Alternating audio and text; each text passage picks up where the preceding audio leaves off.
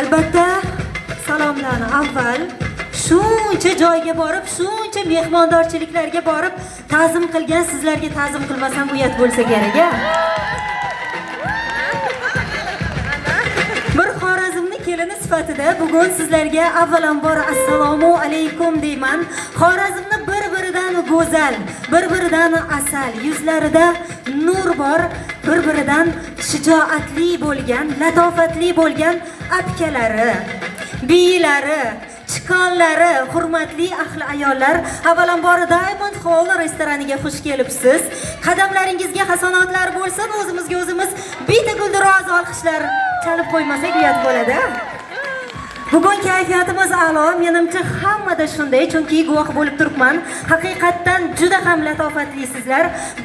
Bayramdek bo'lsin deya bir-biridan go'zal liboslarni kiyib, makiyajlarni qilib, undan o'taman, bundan o'taman deb haqiqatdan go'zallashib kelgansiz.